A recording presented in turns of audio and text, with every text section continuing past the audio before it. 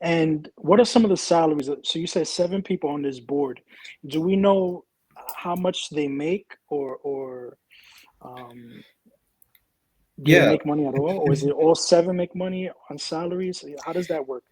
So the seven board members themselves do not have a salary, although it's very interesting that the law actually allows them to like accept gifts. So, we'll never know what kind of potentially under the table stuff is going on. Wow. So Um, they can accept gifts by just anybody, or Yeah, yeah, it doesn't put any limitations wow. on what they can accept. So the seven board members themselves, don't draw a salary, but the board does have a staff led by an executive director.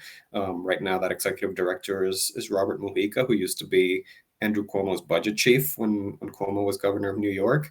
Mm. And Robert Mujica alone right now makes $625,000 a year, which is like Wow. a higher salary than the president of the United States. And then you have other staff with salaries, and what the board has really done, which has been especially egregious, is hire armies of consultants and lawyers. And I think, according to the estimates I've seen since the board started in 2016, they've spent about $2 billion total in Oh my God. consultants, law firms, um, and all of that is paid for by the Puerto Rican people.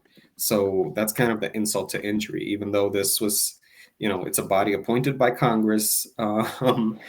It's budget, and any money that the board spends, the Puerto Rican people have to pay for it. So we're sort of paying this this entity to screw us over, because that's what the federal law says we have to do. Wow. Do we know who is behind this board being created? We know, so Obama signed it in officially in 2016 before he left office. Was this being pushed for before, maybe a year, 2 years, 3 years, whatever, before Obama officially signed it? Who might have been behind creating this board, the idea of it? Because I doubt it was Obama, right? It was really a very bipartisan effort, and like I said, going back to this point of it's not just always Trump, it's not just the Republicans. Like, it had to be bipartisan for it to pass. If you think about how little gets passed in Congress these days, it has to have support from both parties. So, when Puerto Rico's debt crisis exploded, there were other ideas, there were other options on the table.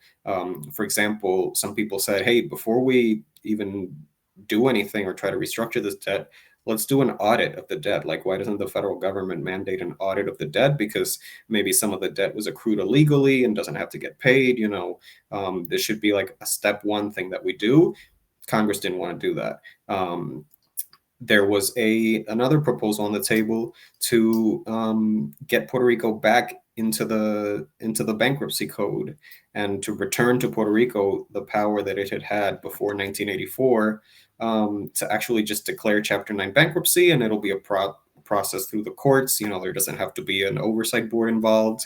Um, that was shut down. Congress didn't want to do that either. Um, Mhm. Puerto Rico passed its own local bankruptcy law to try to, give itself the power to declare bankruptcy. But the federal courts said, nope, you can't do that, Puerto Rico. Federal law applies in Puerto Rico, and federal law says that you cannot declare bankruptcy. So there were all these other options on the table that, frankly, would have been better than what ended up happening. I can't sit here and tell you that I know exactly which lobbyists or which firms were pushing for something like this Promesa law and this oversight board. But what I can tell you is that Congress basically chose the option to deal with this problem that would give them the most power, the most leverage in the process, that would ensure that they can control to some extent, who's in charge of who gets paid and who doesn't get paid. Um, in this debt process for Puerto Rico. And I think now what's happened in the last month or so, what Trump has been doing in relation to the board, is like the most extreme example